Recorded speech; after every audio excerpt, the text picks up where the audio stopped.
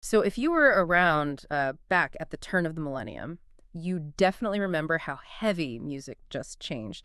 You got all that aggression, the super low tunings, that kind of hip hop metal fusion, new Oh metal. yeah, it was a huge shift. Right.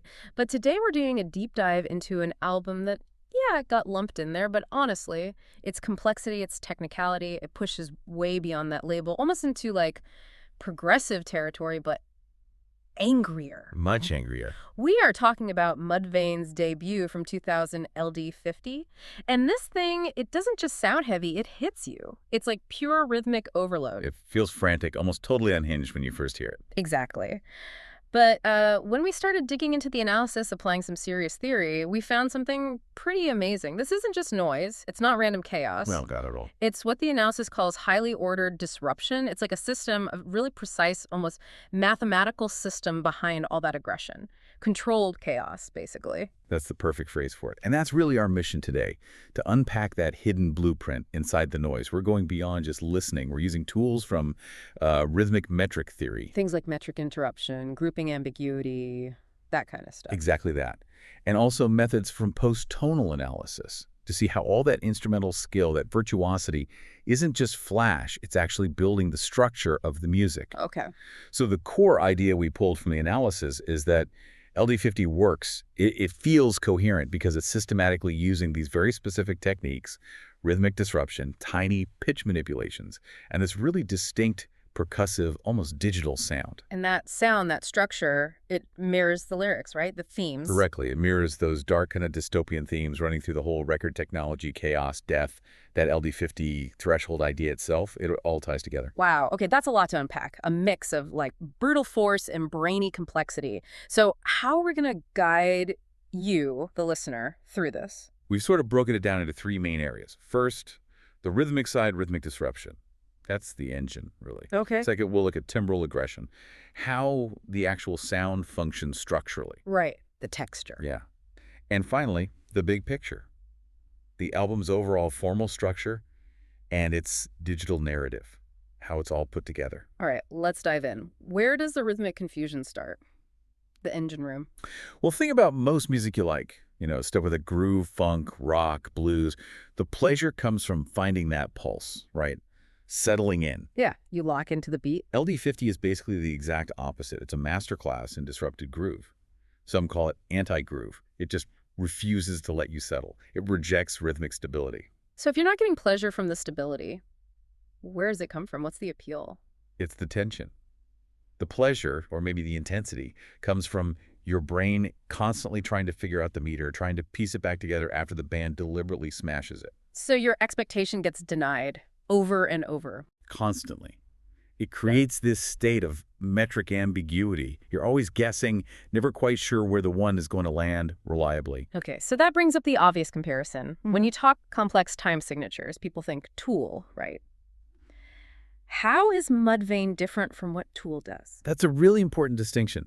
Tool often uses what's called polymeter, different time signatures running at the same time, consistently, like maybe a 3 pattern over a 4 pattern, but they stay locked.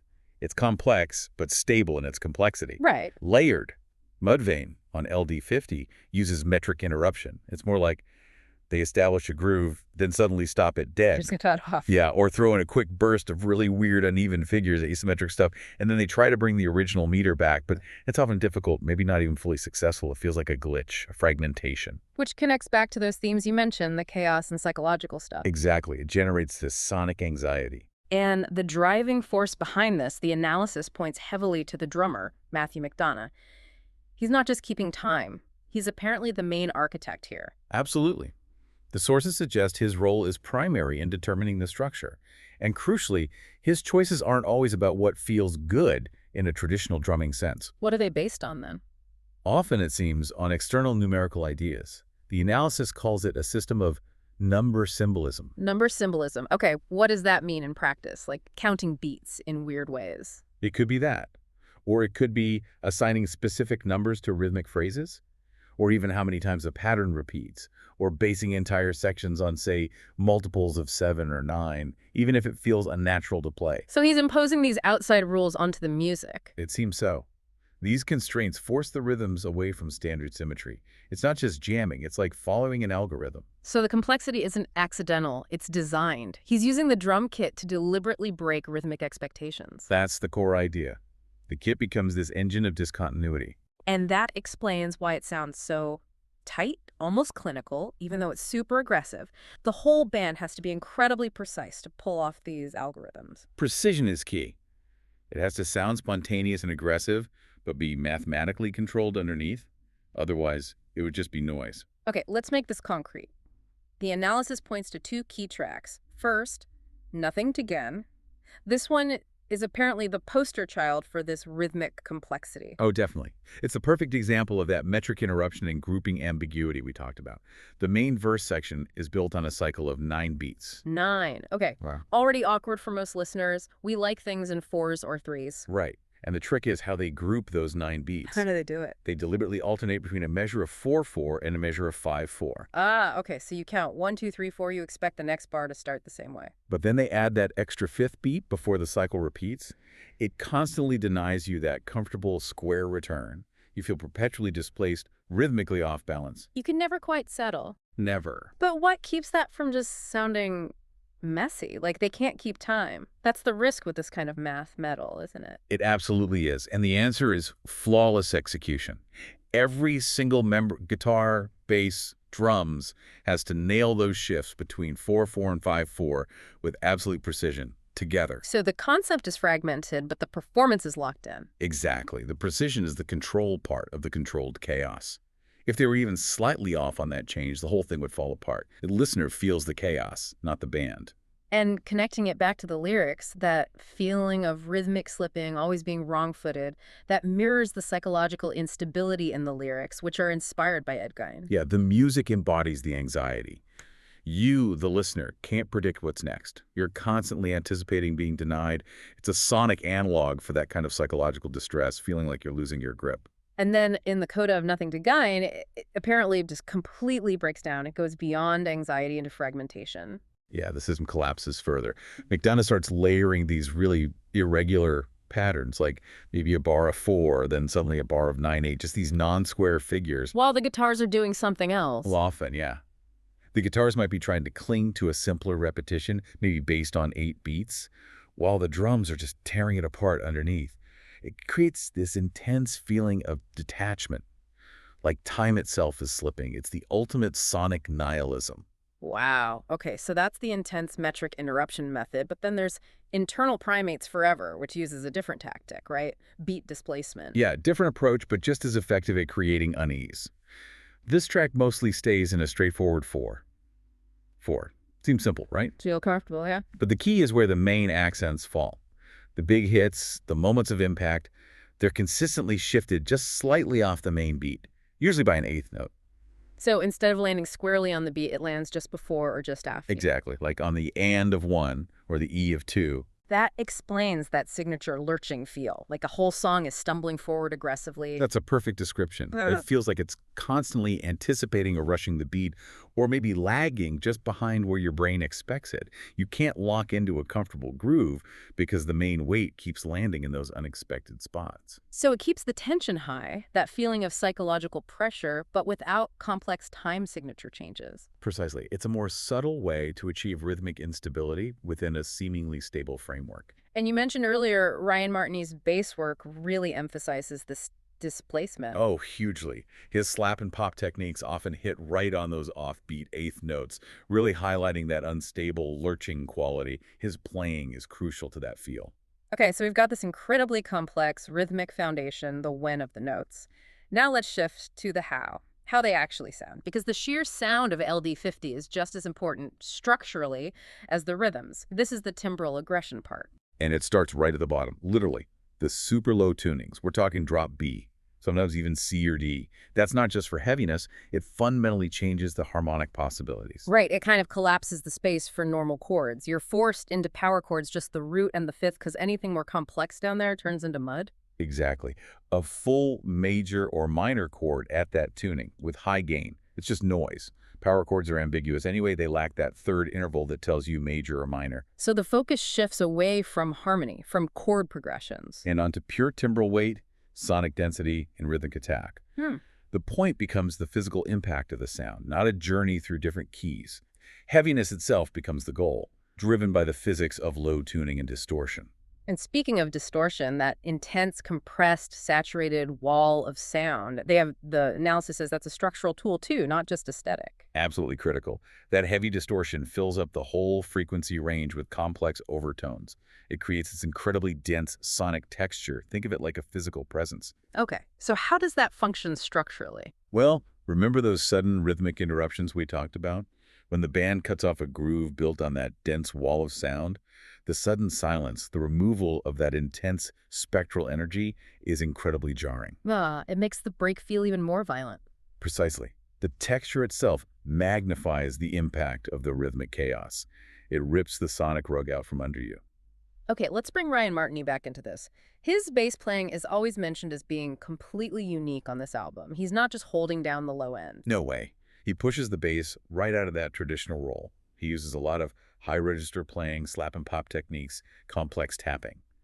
It forces the bass up into the mid and upper frequencies. So it's acting more like another rhythm guitar or a percussion instrument. Both, really. Less of a harmonic foundation, more of a lead rhythmic voice. For people who aren't bassists, can you explain what that slap and pop technique sounds like and why it's unusual in metal? Sure. Slapping involves hitting the string with the side of your thumb, giving a deep percussive thud. Popping is snapping the string, usually a higher one, with your finger, creating a sharp, bright, almost metallic snap. Okay. Together, they create this sound with a really sharp, fast attack, what engineers call fast transients. It's common in funk, but much rarer in metal, where bass is often just a low rumble. Martini uses these sharp percussive sounds to cut through the mix and add another layer of rhythmic complexity, almost like a machine gun at times. Especially when hitting those displaced notes we discussed. Exactly. It highlights the rhythmic instability. And the analysis also mentions his lines have contrapuntal rhythmic independence. What does that mean? He's not just following the guitar riffs. Correct. He's often playing his own distinct rhythmic patterns that run parallel to, but don't just double, the guitar or drums. Sometimes they sync up, sometimes they deliberately pull away or create friction. Like a controlled glitch in the rhythm section machine. That's a great way to put it. It sounds like the components are slightly out of phase, creating this subtle textural unease. It's like a sonic metaphor for things being fractured or out of sync, relationally or internally. Okay, shifting from rhythm and texture to the actual notes being played. The album avoids standard harmony, that comforting VI, dominant to tonic resolution. So how do they build tension without that traditional pull? They replace that large-scale harmonic tension with something the analysis calls pitch class saturation. Pitch class saturation. Sounds technical. It just means they focus on creating tension through sheer density in a very small pitch area. Instead of moving through different chords far apart, they cram notes really close together. What kind of intervals are we talking about? What does that sound like in the riffs? You hear a lot of riffs built around just 3 notes really close together. The root note, then just 1/2 step above it, the minor second, maybe the perfect fourth. That minor second is key. The half step, yeah. That always sounds dissonant. Exactly. By slamming those 2 notes together, especially with all that distortion, you get this intense grinding dissonance. That localized pressure, that density, takes the place of traditional harmonic tension and release. So instead of a big chord change, they just slide the power chord up or down 1 fret. Often, yes. Movement happens via chromatic vectors just shifting the whole shape up or down by a half step.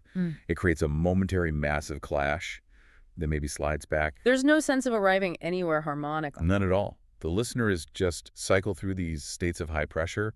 The movement is about changing the texture and the feeling of intensity, not reaching a harmonic destination. It really drives home that point about control, doesn't it? All this effort to design music that sounds like pure, raw emotion, but it's actually built on these incredibly specific, almost mechanical, micro-level decisions. Absolutely. The feeling of raw aggression is the carefully engineered output.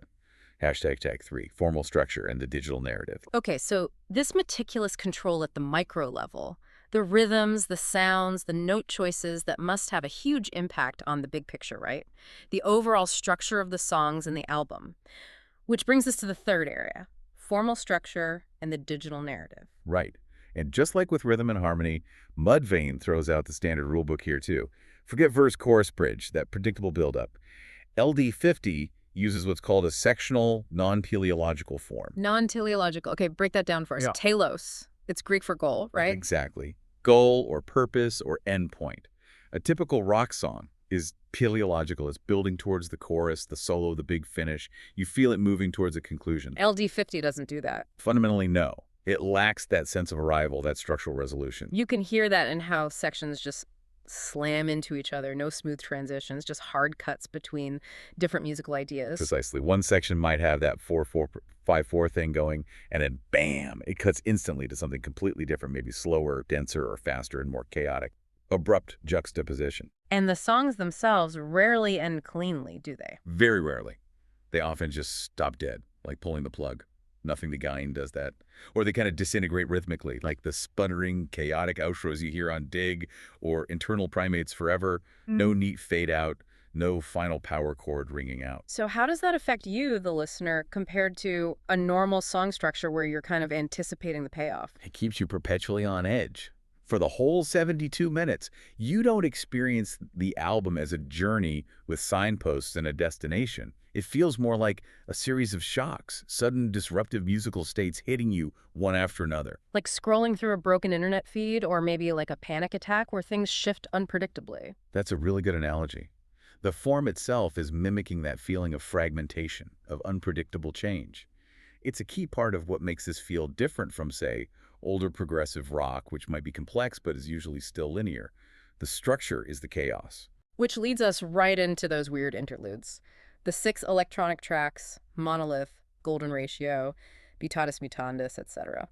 A lot of people probably just hear them as filler, maybe atmospheric bits between the noise. But the analysis argues they're not filler at all. They're structurally essential. How so? They create a kind of binary structure for the entire album.